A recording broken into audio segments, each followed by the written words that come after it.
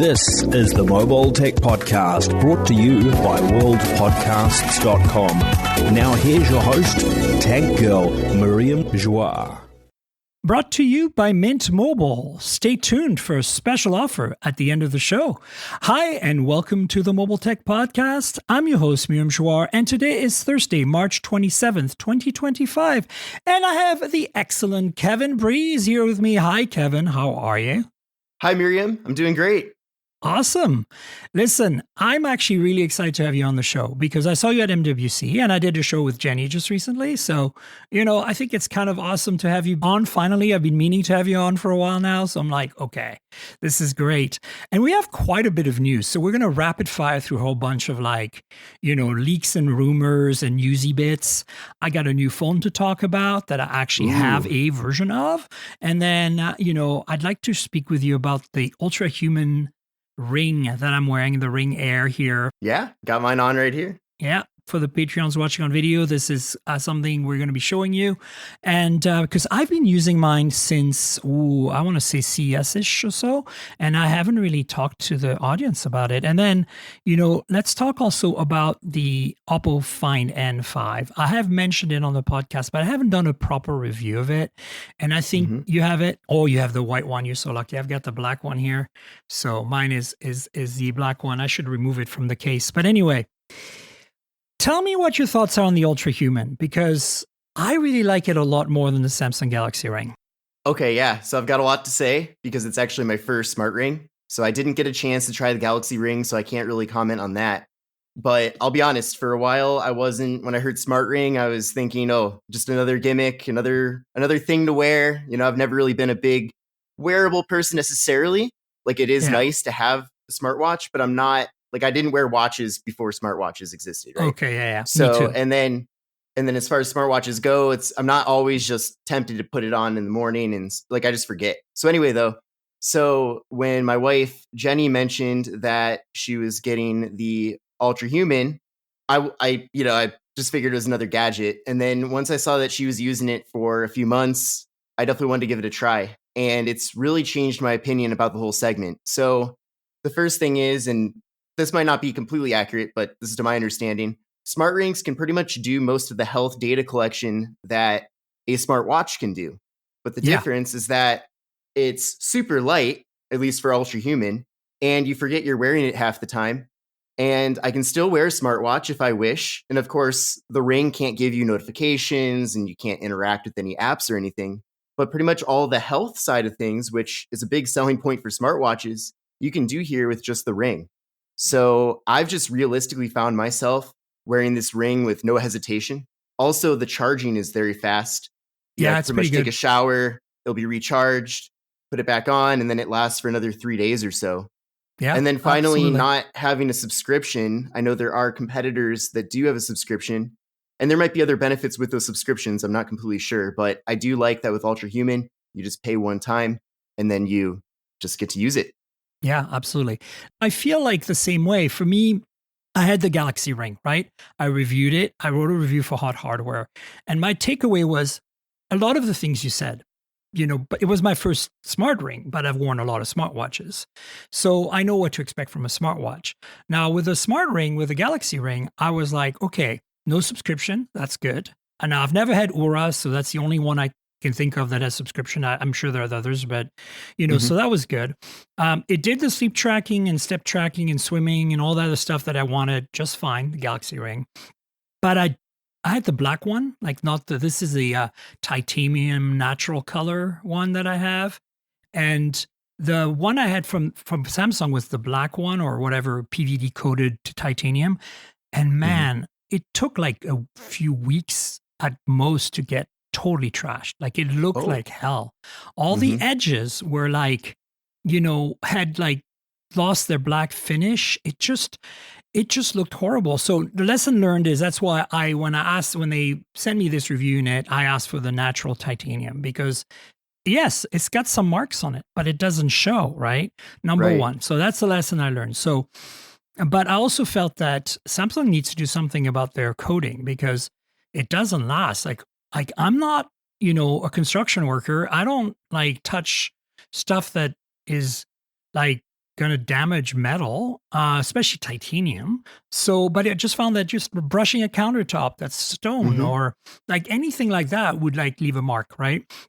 So I was kind of bummed, to be honest with you, that the Galaxy Ring was so fragile. So I was like, when Ultrahuman read my review on Hot Horror, they're like, hey, can we send you ours? I was like, sure. I told them I'm not guaranteeing a review. I'm just kind of curious. I like this better simply because it seems to be more durable. But at the same time, in terms of features, I don't feel like it's any different than the Galaxy Ring. It charges relatively fast. I still don't think it charges as fast as like some of the smartwatches I have. But it's about the same ballpark. It's like you can get, 30% in like 10, 15 minutes, which is generally good to get you going for the day. But if you want a full charge, it still takes an hour or something. So that could be better. But I mean, again, it's induction wireless charging, right? So yeah, that's kind of how I feel about it. My biggest gripe with Ultrahuman is I get bombarded with too much information in the app that I don't care about. I'm not a health and fitness nut. I don't really care about my zones. I don't really care about, all I want is sleep, right?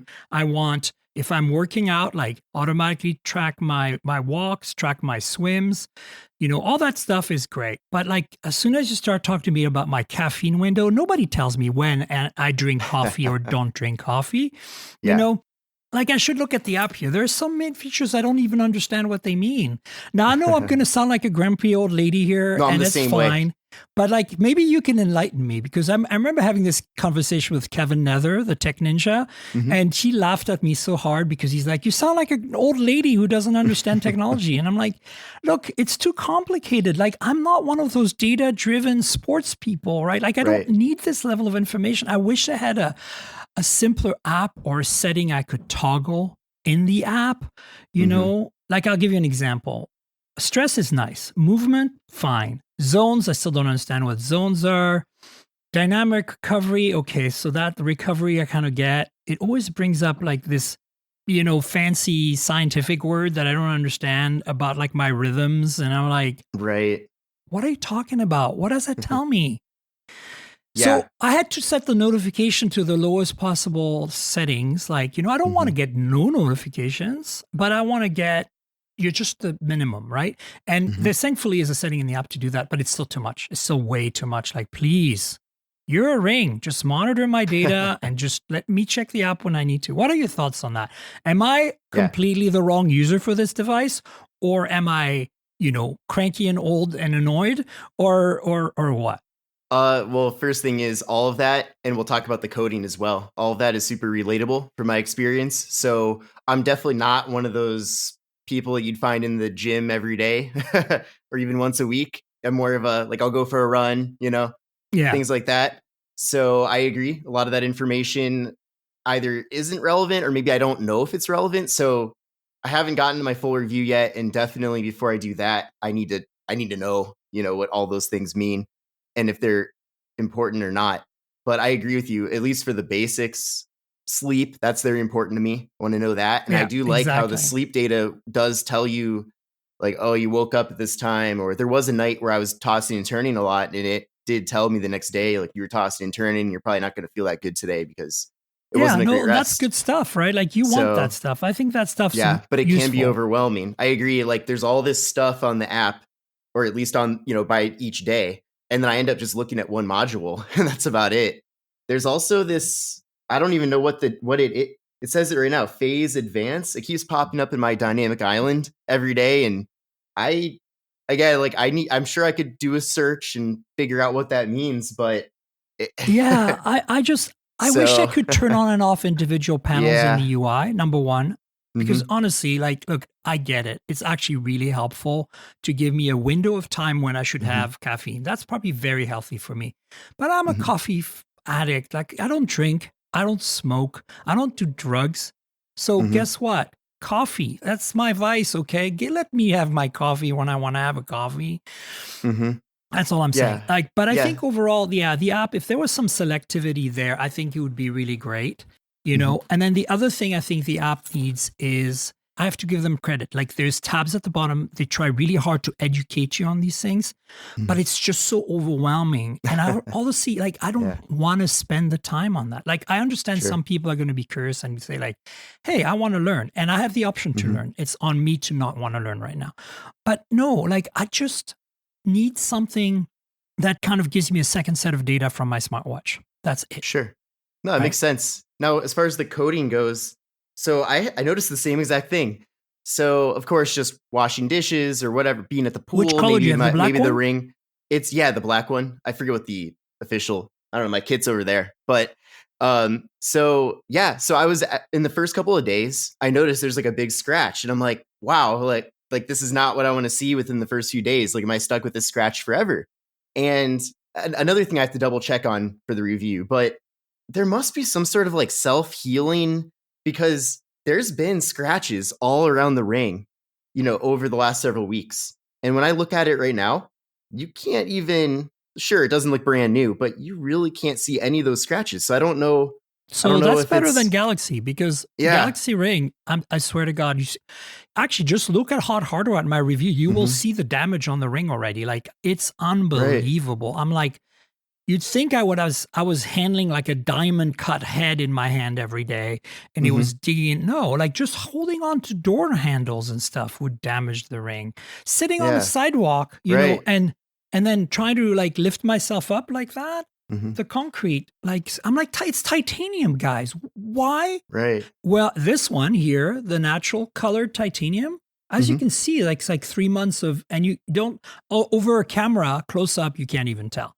Like, if you look at it really carefully right now, you can see some scratches and marks, but they blend in. I think this is my takeaway. If you guys walk away, audience, from listening to this podcast with one thing about smart rings, whether you get one or not, is get one that is a natural titanium color. That's it. That's my advice to you. Well, I need to add to that too about the colors. I think that's one other thing I want to make a comment about. So, wearables, and especially Apple's pushed this more forward. I don't know about the other smart watch and accessory brands, but people like to express themselves with their band. Whether it's a cause that's important to them. I mean, Apple had a lot of Pride bands. They've had Juneteenth, different things like that. And I understand for a ring, you can't really like change the like outside of it. But I noticed that if you like go on Amazon and you look up Ultrahuman, right, you'll also see RingCon suggested right next to it.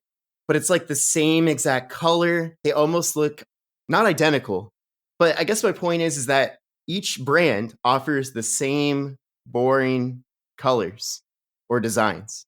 And some people might want to buy, at least I'm thinking it, they might want to buy multiple colors or multiple styles, or like I said, maybe a style that matches a cause or something like that that's important to them, or whatever it is, to express themselves similar to watch bands. But it is so boring out there as far as the options go. So I don't know what the best way would be to implement that, but that might be a way for them to make more money too. That, you can buy, maybe you want to buy multiple rings just because based on the day or event you're at, you want to change it up. Or how about some snap-on covers is what I'm thinking. That way they will wear out. You will look, I understand. It's very challenging. My background's engineering, and even though it's not materials engineering, it's electrical engineering. I do understand enough about materials that I can say that titanium is very strong, but it will scratch. And it's really hard to colorize titanium. The black coating you have is probably a PVD coated. It's a physical vapor deposition. That's what it's called. It's like basically a super resilient coating that's used on a lot of watches. And it works up to a point, but we're constantly touching things with our hands. And so you're just going to have wear and tear. That's why natural colors work best and hard metals work best. Natural titanium is perfect. But as you said, if you want to customize, here's what I suggest is a very thin, set of basic, essentially like, bumpers around that you can put on the ring. It makes the ring a little thicker, but it's only on the outside that it's thicker. And yes, they will wear out. Yes, they will. But they're not painted plastic. They're completely, the color is in the plastic so that if you do scratch it, you don't see another color underneath. You see just the plastic underneath. And if you make them matte on top of that, you won't notice scratches on them. So, kind of think of the polycarbonate Nokia phones, right? They were polycarbonate throughout. So if you drop them or scratch them, you didn't see a different color. It just, you could even buff it out with like, very fine sandpaper and it'd be fine, right? That's kind of the idea of what I'm thinking. Make those, like, sell them for $29 a pop or $19 a pop because they're just plastic. Put them on there, they wear out, you get another one.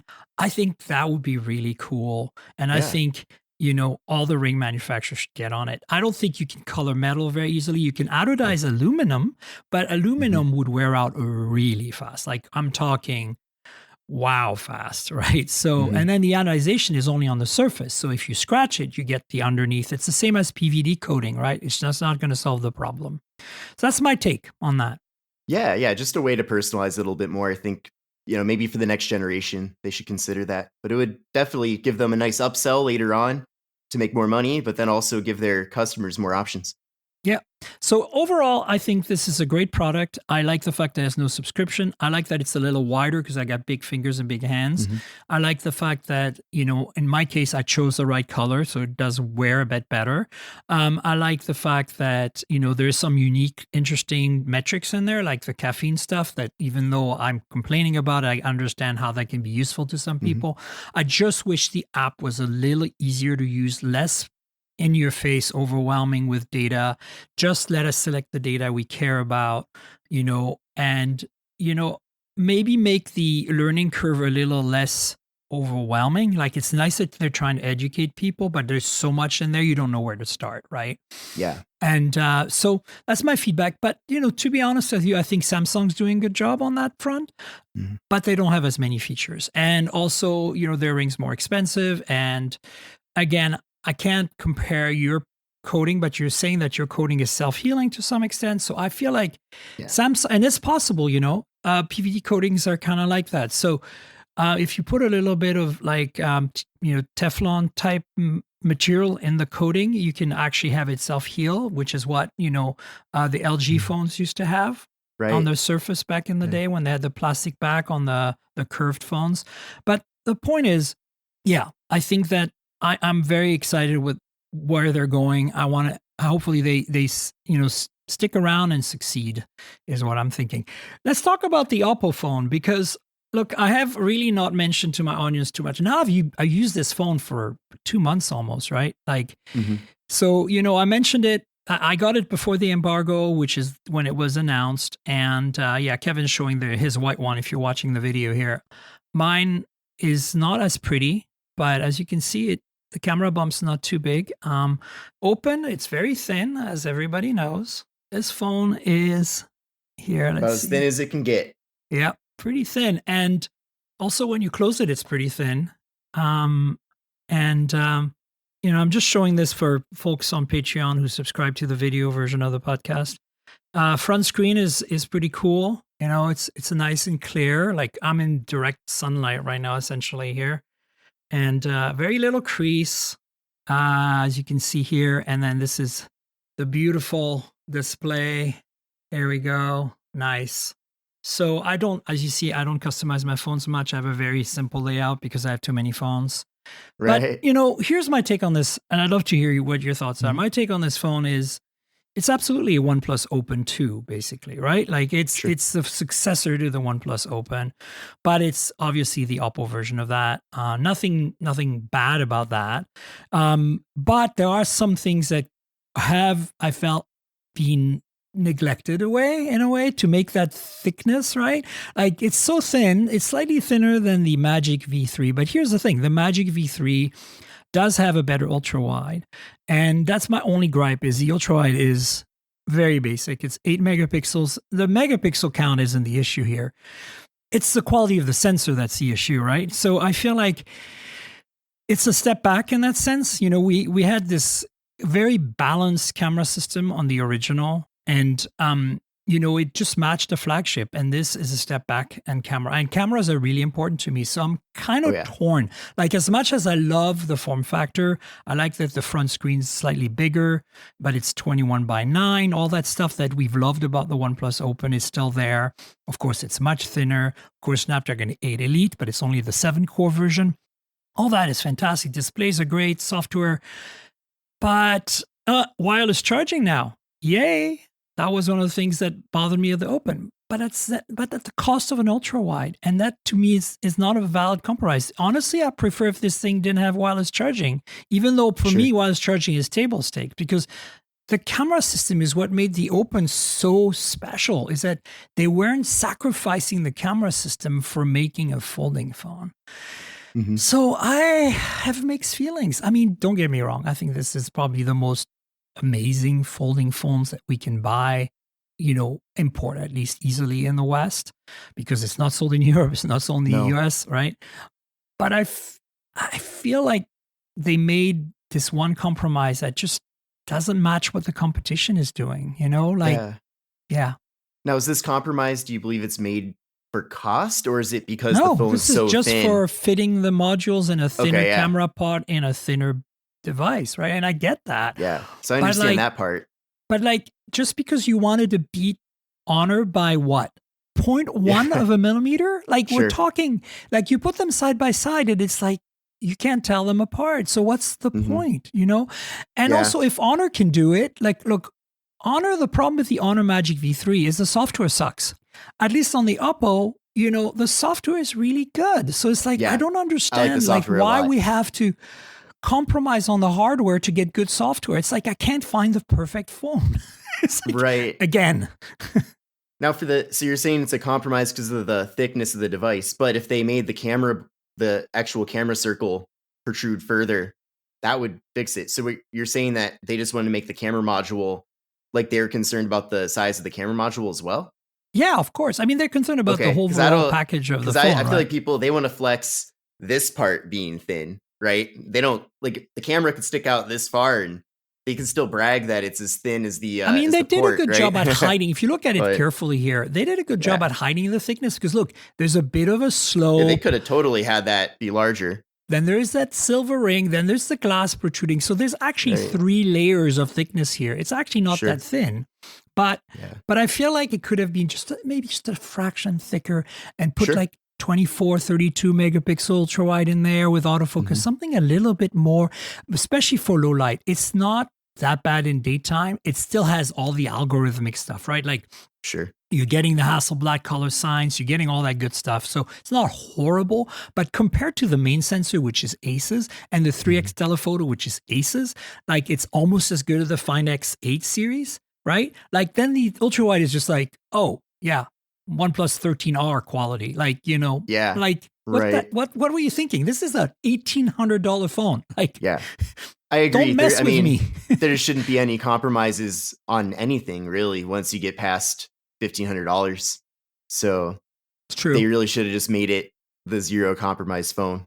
Yeah, I just think that if they could have just matched the camera system they had before and still had some close to or the same or even slightly less thickness than the Magic, they would have been, and all the other stuff. Everything else is fantastic. Battery life is insane with the silicon carbon batteries, fast charging, wireless fast charging, everything, all of that.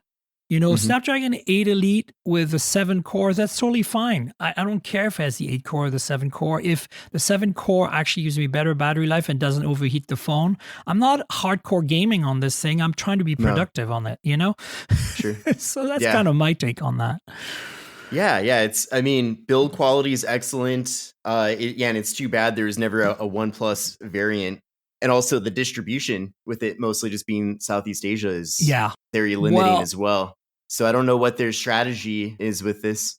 I think that it's not a strategy thing. It's a cost thing, because the hinge is so complex on this one that it's apparently it's 3D printed metal or something, maybe titanium even. And so that means that it's probably takes 20 hours to make one hinge, you can't mass produce the thing, right? They got bragging rights, but then they cut the corner on the ultra wide. It's hard to manufacture.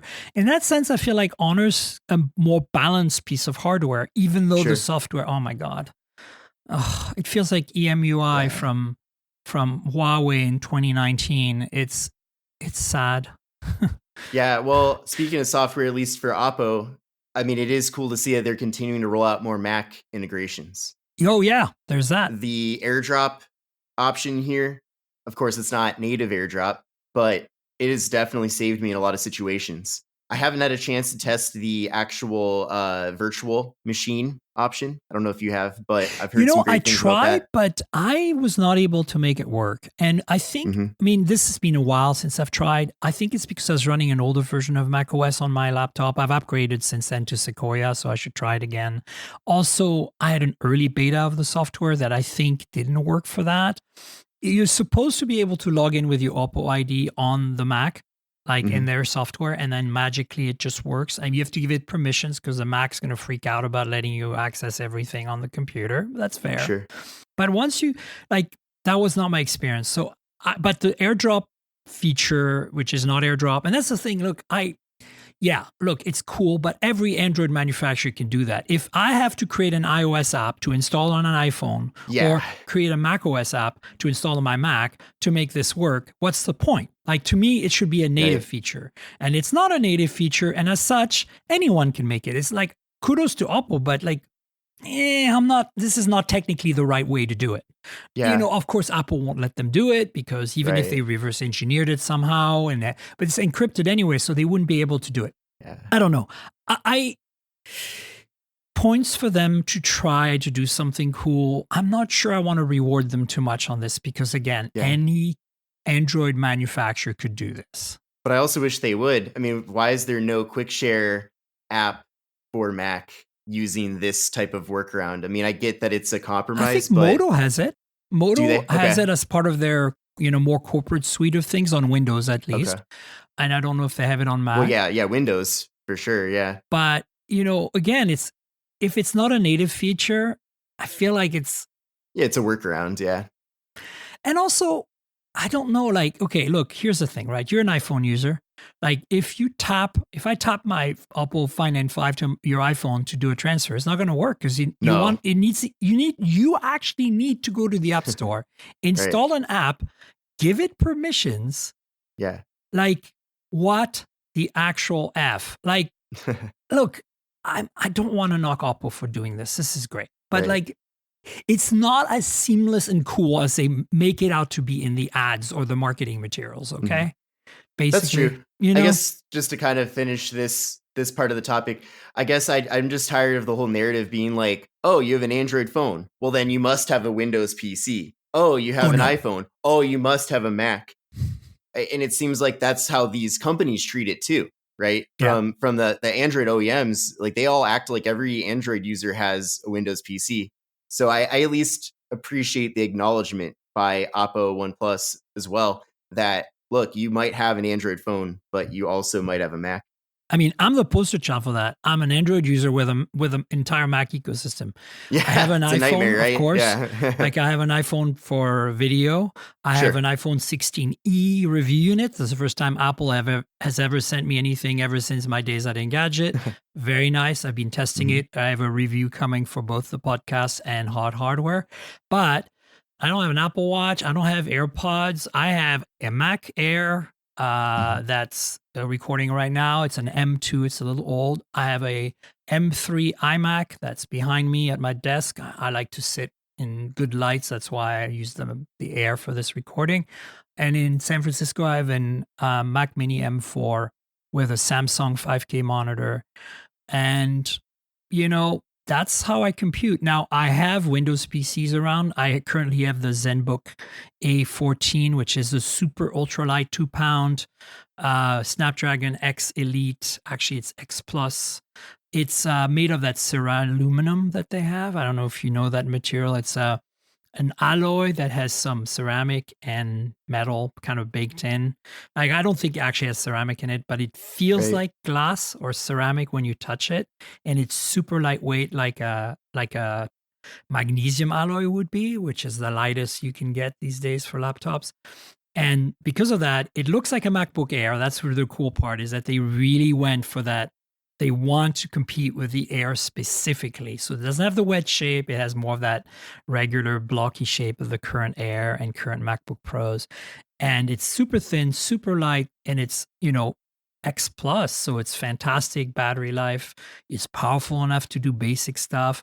It's got a beautiful display, almost no bezels, It's just a really great laptop. And the price is right. I think it starts at like $999 or something, just like the MacBook Right. Air.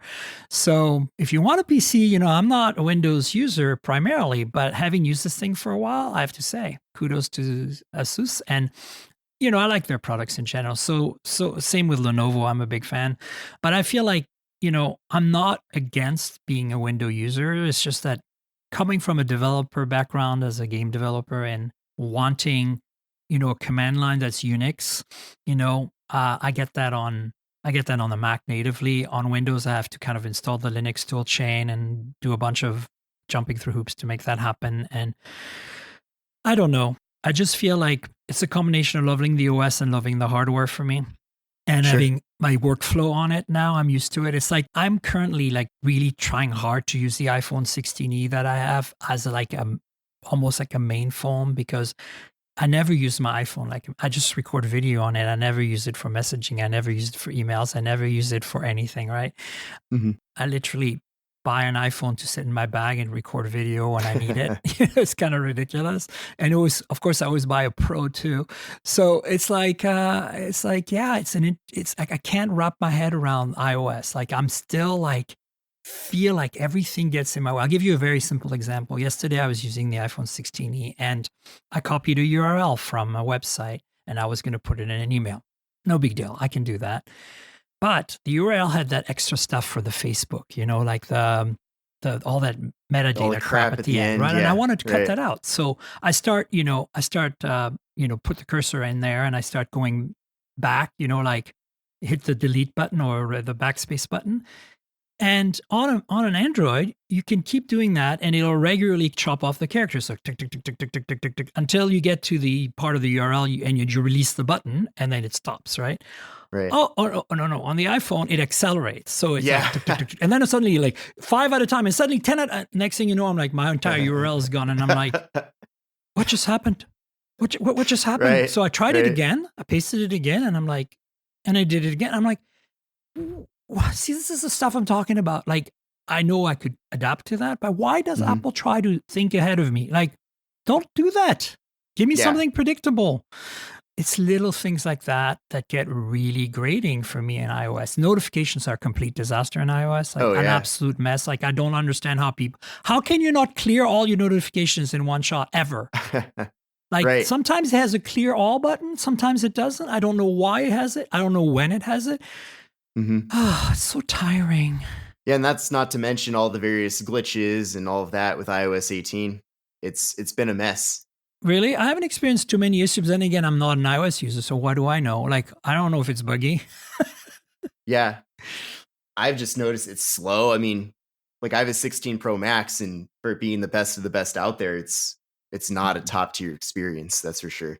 And not to mention even the Apple Intelligence, all of that. And it's funny, Oh, we're yeah. almost heading into the next OS, and Right. they haven't even finished most of the stuff they've talked about for this OS. So Well, that's a bit disappointing for Apple, to be honest with you, because usually they're on top of that. But I'll give AI is a mess in general, and I'll give them a pass on that.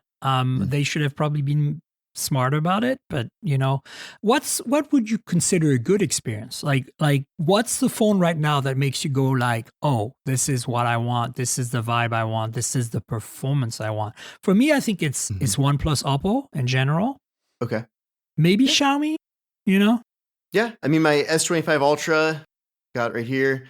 That's been reliable. I mean, I haven't noticed software glitches. That's for sure, and not to mention some of these Galaxy AI, like like the Galaxy AI feature where you can remove stuff, or if your hand is in front of half your face, and then it can like fill in your face. I've had for like literal different projects I've had that didn't involve my Galaxy S25 Ultra. I've literally sent photos to that phone to use that AI feature. Oh, And then I do send that it too. back. The I've reflection never remover. had a phone. Yeah. I've never had on Oppo and OnePlus, I use that one. Like I literally have That taken too, yeah. iPhone photos, sent them to Google Photos, Yeah. downloaded them back on Oppo, and done the reflection remover. So I totally get it. Yeah. And I pay for Adobe too, and nothing against them, but I've never really had this before where there's been software features specific to a phone where I've had to send media to that phone, right? So it's just, that's kind of a new concept. Yeah, well, that's the beautiful thing about us being reviewers and having access to everything, right? Is that we can just like kind of plug and play into it. Yeah. I want to shift gears to this Poco phone that was just announced today. I teased it last week. This is the Poco F7 Pro. There's also an Ultra. I didn't set it up yet, but I'm going to show you the front so you can see how beautiful this display is. Very bezel-less and very evenly bezeled. Very symmetrical. I will be setting it up. This is running Xiaomi HyperOS. There's a bunch of cameras in the back and a very cool industrial design. For those of you watching on Patreon right now, you can kind of enjoy that. Comes in black as well and in yellow if you get the Ultra. The quick take on this is, first of all, Xiaomi, if you're listening, why didn't you send me the Ultra? What are you thinking here? Secondly, me too. there's very few differences. They didn't send you the Ultra. They sent you the Pro, did they? I didn't get any offers on this launch, but so there you go. And I've been watching the Singapore trip from home. Yeah. But it's okay someday. Poco usually sends me everything, which was kind of interesting. Anyway. Yeah, they sent me a phone in the a couple months ago. The what is it, X7 Pro? The X7 series, yeah, which people are really into. So here's the thing, right? This phone, just a quick nutshell, this is a flagship for them. The Pro that I have is Snapdragon 8 Gen 3, and the Ultra is 8 Elite. They both have the same beautiful Quad HD 1440p display, AMOLED, LTPO. They both have big batteries. This one, actually, the Pro has slightly bigger one at 6,000, but this only has wired charging, whereas the Ultra has wireless as well. This charges at 90 watt, the Ultra at 120 watt and 50 watt wireless. The only big difference really, I mean, processor and battery and charging aside, that's not a big deal breaker unless you really want wireless charging, but cameras, main camera is 50 megapixel, f over 1.6, very fast lens, very nice, OIS and all that. And then there is basically, you either get a 24 megapixel ultra wide on the Ultra and a 50 megapixel 2.5x telephoto on the Ultra, or this will remind you of the Oppo Find N5, or you get an 8 megapixel ultra wide on the Pro that I have. So you don't even get a telephoto on that one. That's basically in a nutshell the differences. Price wise, you're looking at like $650 for the Pro and $850 or $875 or so for the Ultra, but those are not sold in the US. You'll have to import them. The bottom line is they're global phones, so you can buy them on Amazon or whatever. Eventually, you'll be able to get them from an importer. If you're looking for something from Xiaomi that isn't super expensive, but almost as good as maybe the Xiaomi 15 and the 15 Ultra, interestingly, they didn't send me the Ultra as well for the 15. They just sent me the regular 15 that Jenny reviewed, right? So I'm a little puzzled by that, but the 15 was amazing. For a small phone especially, and I would expect this to be really good. It won't have the Leica color science or anything like that, but Poco is always really good at value. It's kind of like Realme but for Xiaomi. So I think that this phone is going to be great. I'll put it through its paces. By the way, this has a metal frame, which is really nice. So even though Pro didn't skimp out, you can see the antenna bands, and I kind of dig this silver. So that's basically my take. What do you think of this? Yeah, I mean, since I don't have, hands-on with either, just from what I've seen online. No, but looking at the specs and stuff. Yeah, I mean, the specs, that makes sense. Definitely interesting how the Ultra, I mean, I love that bright yellow look of the Ultra. Good. So it's interesting how and the Pro looks nice, what you were showing, but it is interesting how much of a difference. I mean, they really want to separate the appearances of those two devices. Yeah. But yeah, I mean, definitely as far as value goes, they're packing in. I mean, right now, if you want to buy an 8 Elite, the cheapest one you can buy is Red Magic 10 Pro, right? Or 10 in the US and North America. And that's still a little cheaper than the Poco F7 Ultra. So keep that in mind. But that's because the Poco is not sold in the US. If it was, maybe they could match the price. But it's a gaming phone, right? The Red Magic. So you're making compromises in other ways. Cameras, probably. This thing, though, I think, based on my past experience, it's going to be pretty solid. So I'll let you guys know what the deal is.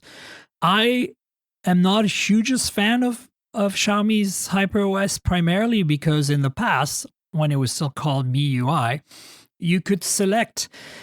You know how right now on Android, they give you the option of doing the iPhone thing where you swipe down from the left, you get notifications, swipe down from the right, you get control center, right? Right. I like it to be a unified thing where you swipe from anywhere and you get both, right? Mm-hmm. So some Android phones like Oppo OnePlus give you the option, Pixel gives you the option, Samsung gives you the option, but Xiaomi does not. HyperOS forces you to behave like an iPhone, and for me, it breaks my mindset because I start swiping somewhere in the middle, and then it's random whether I get the notifications or the quick settings because I'm a little bit to the left of center or to the right of center. I wish they could keep the setting, the setting that Android 15 introduced. The little things like that drive me nuts about HyperOS. But other than that, the hardware is always very great. And this is probably no exception. And honestly, the cameras are definitely a downgrade. But even 8 Gen 3 versus 8 Elite, honestly, you're not going to be disappointed. So yeah, and I realized too that for these various sub brands and all of that, they're not always sold in exactly the same markets, even if you can import. But it does seem like there's just so many phones. I mean, of course, that's what we deal with as media. But at MWC, I got to really see the full launch of the new Xiaomi devices and all of that, and it definitely does seem like there's a lot of redundancy. Yeah. Between Poco and Xiaomi proper. Well, it's the same with Redmi. There's also the Redmi brand. Like, right. Wait, they have their own flagship, so don't worry. Yeah. So it's a lot to keep track of, and if they're all sold in the exact same markets, then I'm sure that consumers would be confused. But I'm assuming that in most countries they don't see all of them on the shelf next to each other. No. It depends on the country you're in. Let's move on to some rapid fire news items. We've got a whole bunch here. I'm going to group them in brand groups. So Apple's Worldwide Developer Conference is scheduled for June 9th. So this is more of a public service announcement for those of you who are Apple fans. Keep your calendars hot and fired up for that date so that you don't miss it. There are rumors of the Apple Watch getting a camera. So what are your thoughts on that? Yeah, that's pretty out there because we haven't really seen, in the early days of Android Wear, if it was called that back then. I think some of those had cameras, or the Samsung early Galaxy did one. watches. That's yeah. It. Yeah, but a completely different purpose compared to what's been rumored here for the Apple Watch. But what do you think?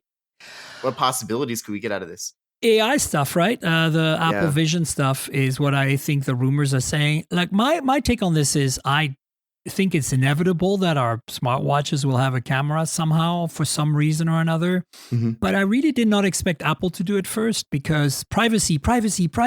Like you're wearing your watch all the time. Like you're wearing your watch probably when you shower. Some people don't take it off. Like you can wash under your watch, right? Like I do, I take it off, but some people don't. You wear it at the pool. Like what are the privacy implications of that? Like, I have a pool here in my building that's shared in Vancouver here, and I like to use it. And, they have very strict rules, like no photography, and that makes sense. But then now how do you enforce it? I'm not saying that we shouldn't have cameras on everything because I believe that, you can't be old fashioned here, right? Like there might be a use case for it.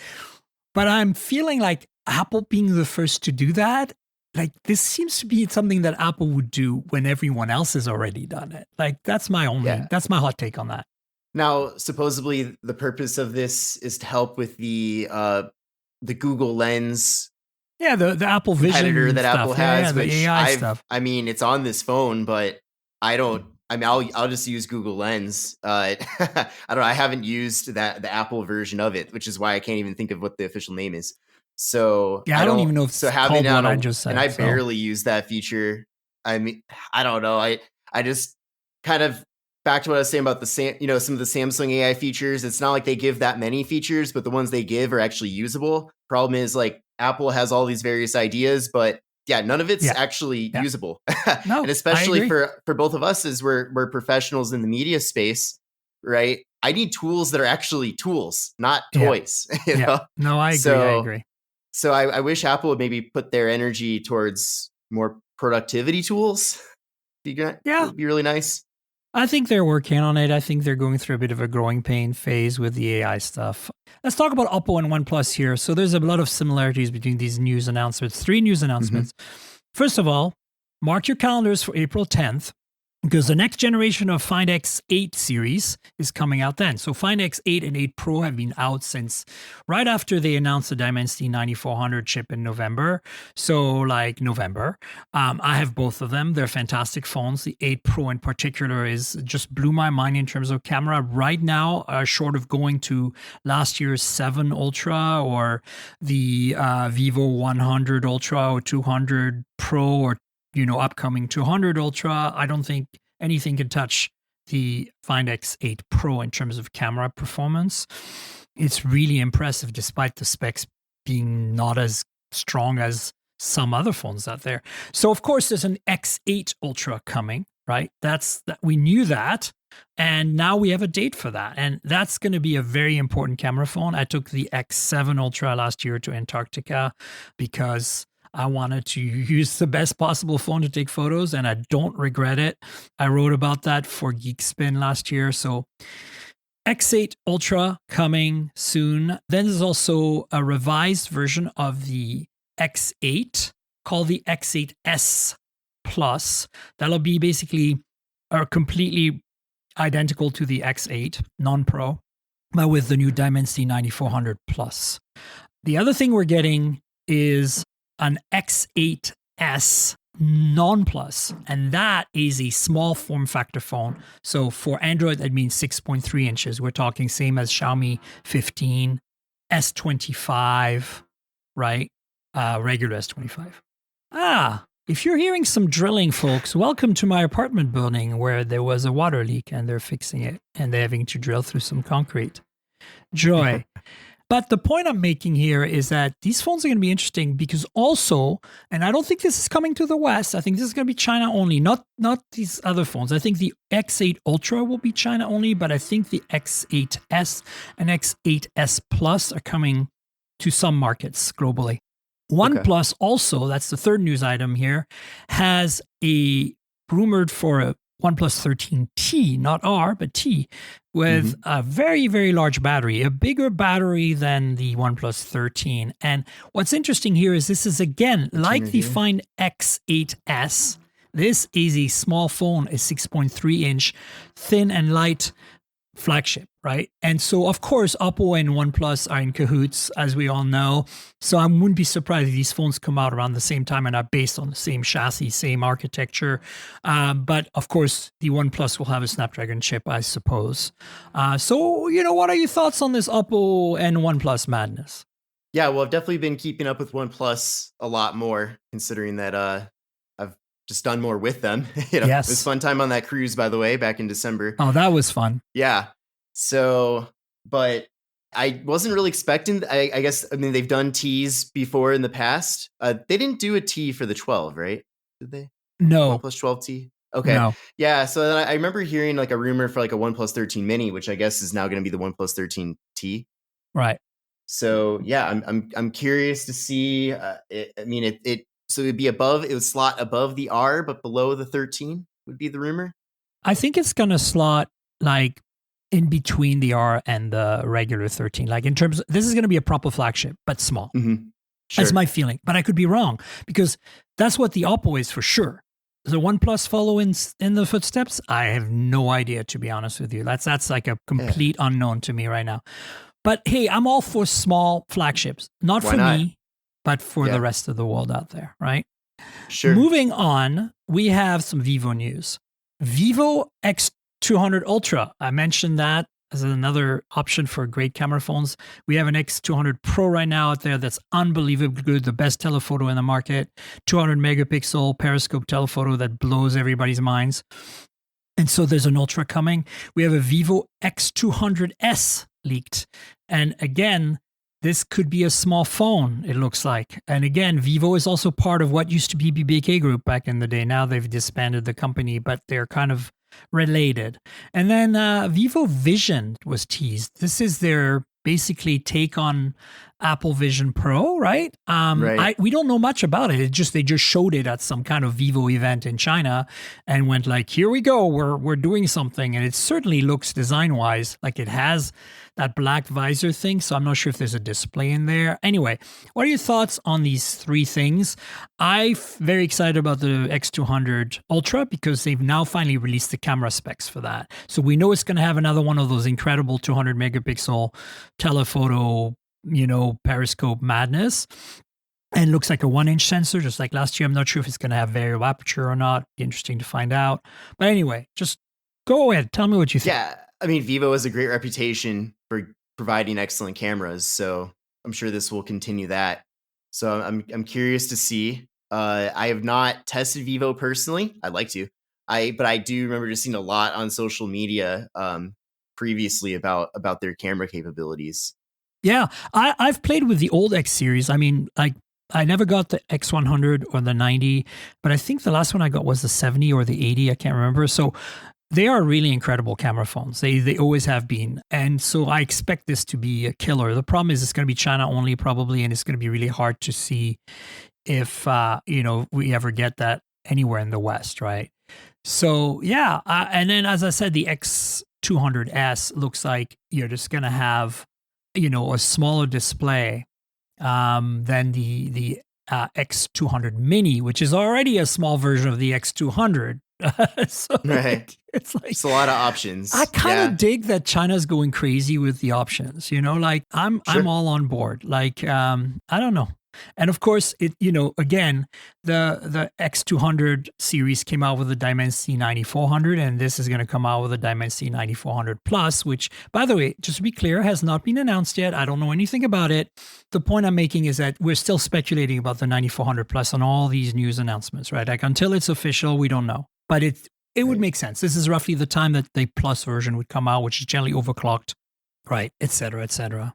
Yeah. It'll be interesting to see what's finally announced. But you're talking about the headset as well, right? Yeah, the headset's really interesting. I mean, Chinese companies have been doing, Oppo showed a headset, everybody's showing a headset, but these seem to be limited to China right now. And also some of them are really just teases like, hey, we're working on this. We're not I think unlike Apple, who I think personally as a big fan of Apple. I'm a Mac user. I'm not an iPhone fan, but I'm a Mac user. And I think that was a miss, Vision Pro. I think they should have kept that a developer device. And I think the other miss, and this goes well as a segue into some of the social media you and Jenny did, and that, I cover EVs and car tech. The Xiaomi SU7 or SU7 as it's known is an incredible EV and China only right now, maybe going to Europe and global markets later in 2025, 26. But Apple should have been the company to do that. I think in their focus to make some kind of pod that was autonomous, they missed the boat of beating Tesla to their own game. They could have made an Apple car that just was a normal, good looking, high performance EV with all the Apple infotainment tech in it.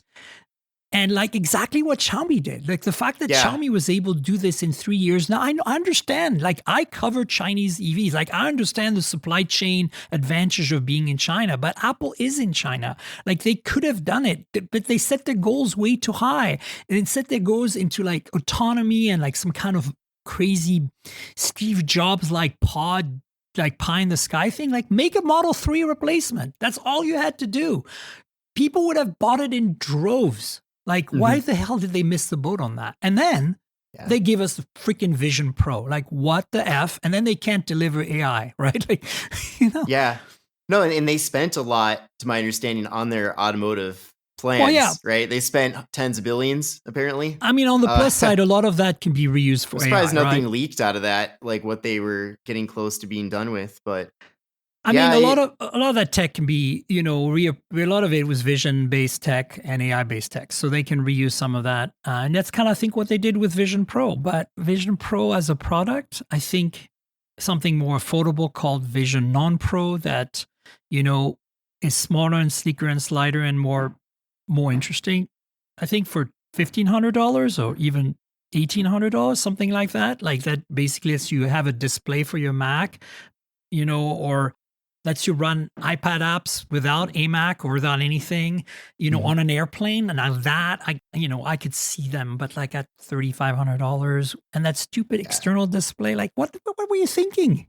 Yeah, I personally didn't even bother trying it or anything just because it just didn't really intrigue me. I haven't bothered with it. Like I've only tried it once, and it was, believe it or not, when I went to Germany in February before MWC to see a Mercedes car called the CLA that they announced. It's an EV and a hybrid. And they gave us a virtual present. They all gave us Vision Pros. They calibrated them. They put the inserts for the prescriptions. They tested our glasses and everything. And they gave us this really amazing VR demo of the car coming together in VR in front of us, around us. It was, I have to say, of all the VR experiences I've had, Apple Vision Pro is the best, 100%. Oh, yeah. 100%. But even after 10 minutes of wearing that thing, I was like, it's too heavy, it's too bulky, it's ugly. I just, no. I hate, I'm all for glasses that are AR glasses. Like X-Real is doing it right. Yeah, like my Ray-Ban Metas, I use those. I hate the things that are like face huggers on your face. Like, I don't know how people work out on these things. Like, people who use MetaQuest, like what the hell? How the hell do you guys, you're sweating in these things? Like, are you monsters? You're monsters, aren't you? I've tried workouts with MetaQuest. I think it almost gives you like the false impression that you're getting. I mean, I am still getting a workout, right, when doing it, but I think the amount of sweat that builds up because of that makes me think that I got a way bigger workout than I did. But just to mention about the topic of the Apple car, which isn't happening, but yeah, I agree. Like, especially at MWC, seeing, Xiaomi's Su 7 and Su 7 Ultra. I mean, it just really stands. I mean, all the Chinese EVs are really just taking over, but especially seeing that at MWC in person really brings a lot more enthusiasm, I feel like, out of the EV segment. And, also like Apple's typical approach, right? They take a segment that needs some fine tuning and then they create a product that just works. Well, a big issue with EVs in the US, at least, is that a lot of it doesn't just work. Half of the OEMs, you don't even know if you're getting a reliable vehicle that's not buggy and giving you issues. Yeah, so, I'm looking at you, Nissan, with your impossibly bad software on the Aria. It's not even able to route you to, like, you tap on the little icon that tells you where the chargers are and you get gas stations. It's like, anyway, I mean, I could go on. There are better, much better ones. Rivian does a great job. Of course, the startups do a great job. But yeah, you're right. It's a mess, especially in North America. Yeah, and really, Rivian. I mean, you know way more about the auto space than I do, but it does seem like Rivian and Tesla are the two that are the closest to that whole just works kind of experience. Maybe Kia as well, but that's not many brands. And and then and then also Xiaomi showing that people almost they do want, or at least it makes a lot of sense to have a full ecosystem surrounding your smartphone and your car and all of that. And especially when Rivian and Tesla don't care to use CarPlay, Apple really doesn't have a lane going into the EV, the EV future. No, I agree with you. It's 100% true. So, I mean, to Rivian and Tesla's credit, the way they're doing it is when you install the Tesla or Rivian app on your iPhone, it allows you to get access to everything and send it to the car. So your calendar, your messages, all of that actually works. So the only thing you're missing is your media, but that's not a big deal because there's an Apple Music client on the car, and there's a Spotify client on the car. And honestly, I think native software experience on a car is always a better experience than projection. You don't project your iPhone to your iPad, right? You log into your iPad. So yes, you can't log into your Tesla with the Apple ID, but the Android automotive cars like Polestar, Volvo, GM cars, I'm talking about the EVs specifically since they don't have CarPlay and Android Auto, like it's a fantastic experience because you log in with the Gmail and everything's there. Now, if you don't have Google, well, guess what? Again, you know, on GM you're stuck, but on Polestar and Volvo, you can get all your data off of the Polestar app on your iPhone. So having that app on your phone and giving it the permission actually gives you a very streamlined experience, and people need to kind of just try it. Like, True. I get that Android Auto and CarPlay are easy and consistent, but that's not going forward, that's not good enough. You can't get good navigation on an EV with the apps on your phone. You need access to your battery state of charge and all that stuff. And CarPlay kind of gives you that, but it's not good enough. So we could have a whole podcast about that. Yeah. I want to quickly talk about Nothing. They're doing a Phone 3A Community Edition, right? They did with the 2A last year. So that's cool. That means that they're kind of crowdsourcing the design changes, probably just colors and materials or whatever, not even materials, to the special edition they're going to be making of the Phone 3A. What are your thoughts on that?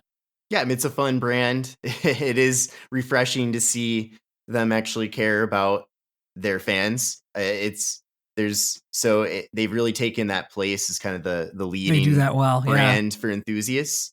Kind of like OnePlus used to do, right? Yeah, which I wouldn't really say is the case anymore, but no, OnePlus but moved on to other things. Right, Yeah. Exactly. You're right. So yeah, I'm excited to see how that plays out. Me too. And I mean, Nothing just seems to, back when they announced the whole brand, I was kind of skeptical, but it really has, and they have sales to match the enthusiasm as well, to my understanding. Not really in the US so much, but in other countries. Oh no, they're doing just fine. Yeah, you're right. Yeah. I mean, it's a very impressive story, but I'm not surprised. CarPlay did the same thing with OnePlus. You know, a lot of people talk about Pete, but Pete is not as much of a visionary as Carl is, you know, and you know, Pete's done some good stuff for Oppo and OnePlus, but he's more about Oppo than OnePlus. He's more about China than the rest of the world. Whereas Carl really understands the West, and Carl really understands marketing, and that's possibly why he might have left OnePlus, is because he was getting to a point where he was like, "This is not going anywhere. I can't do what I want to do," and so boom, Nothing came about, and that's great. I'm very happy with that. We have a Moto Edge 60 Fusion coming on April 2nd. Now, this is not coming to the US, but it's generally a precursor to what's coming to the US. We might be getting a Moto Edge because they're getting a Moto Edge 60 Fusion in the rest of the world. So the specs are, you know, it's a mid-range Dimensity 7400, but generally the camera systems have been pretty good on these phones. What are your thoughts? Yeah, so I do have the Moto Edge 2024, which I got last year. So that's actually been a big seller in the US, especially on the carriers. I don't know how many people are going out and necessarily buying one unlocked, but definitely on the carriers, they're pushing that hard, which is one of the reasons why Motorola is the third best-selling brand. Yeah. So I like what Lenovo's been doing. I mean, over the years, especially, but even now with Motorola, I actually have the right over here, the new G series 2025 G devices. Power. I have it too. Yep. Yeah. So I only did an unboxing, so I actually need to dive into that in the next couple of days. It was kind of my plan, but yeah, I like the position that Motorola has taken, where they really are kind of the prepaid leader now too, which is not. I mean, it's not a joke either, because a lot of people are looking for devices like that. They might go into a store. They're wondering, what can I get for free today? What can I get for $100? I can think of some of my own family members that fall under that category, where they don't care about mobile like we do, but these are still good devices. So yeah, like you said, this new Moto Edge that's rumored is kind of a precursor to what the US will be getting. It does seem like the ones that get launched in the US tend to be a little more boring compared to the ones launched globally. Yeah, they don't get the cool colors always, but it's changing. The G Power I have is the green one, and it looks great. So maybe we'll get some funky colors on this. The takeaway here for me is, basically IP69 is one of the big additions. The display looks like a 1.5K display, OLED, so that's been improved, quad curved, but not really curved, like kind of more like OnePlus 13. So, some kind of flagship-ish features. Also a Lydia 700C camera from Sony as your main sensor. That's a pretty decent sensor. So, again, I think going back to what you're saying, I feel like the Edge 24 especially, and the 23 before that, were kind of, really great phones that were overlooked because they're considered, as you said, prepaid and like they're not flagships, right? They're mid-rangers. And but they're such solid phones. Like I've always been impressed with these phones. They have wireless charging. They have a whole bunch of cool features. So, I'm interested. That's kind of why I put this news item here, because I'm kind of like, okay, let's see what happens. And then the last bit of news we have is, it's kind of interesting, mostly because of the naming. I don't really care about the chips. Of course, we're going to get some slightly lesser, than flagship chip from everyone, right? MediaTek has the 8400 and 7400, that are below the 9400. And of course, Qualcomm has the 7 Gen and 7 Plus and 7S Gen series, right? Below the 8 Elite. And they still sell the 8 Gen 3, right? So rumor is that there is a new chip coming to replace the 8S Gen 3, and it's going to be called the 8S Gen 4, and it's not going to be based on the Orion cores of the 8 Elite and X Elite. And that's the big reason I put that news item in there, because I'm like, right? Yeah, because I saw that when you sent that ahead of the show, but I didn't realize that it didn't have the Orion core. That makes a lot of sense why they're not throwing Elite in the name. Yeah. So let's see how that goes, and we'll find out soon enough. Listen, we should wrap up. Kevin, where can we find you on the internet? Tell us where all your handles are and everything. Yeah, so I'm on every major social media platform. On YouTube, just search Kevin Breeze and look up Kevin Breeze TV on the other various platforms. But everything that we've talked about here on this show, that whole theme is exactly what I cover. So this is fantastic. Exactly what I'm used to. So it's been a great discussion, Miriam. I really appreciate it. Fantastic. Well, listen, please follow Kevin on social and check out his work, his YouTube channel and all that.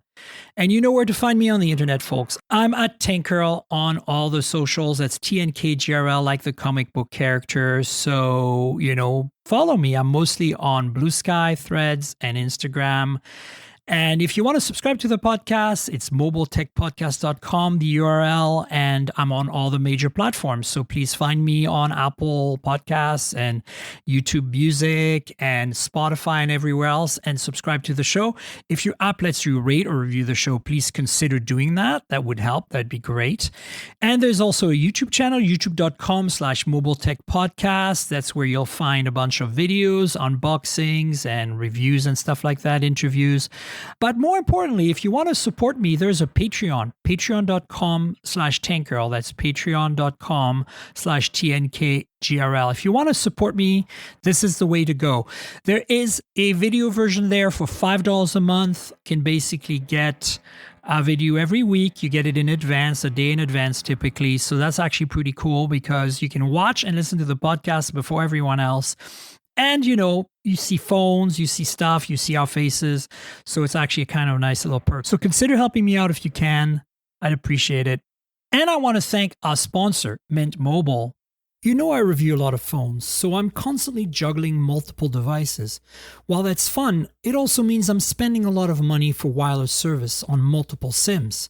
Thankfully, there's Mint Mobile, and that's who I'm teaming up with for today's podcast. If you want to save money on your wireless service, switch to Mint Mobile.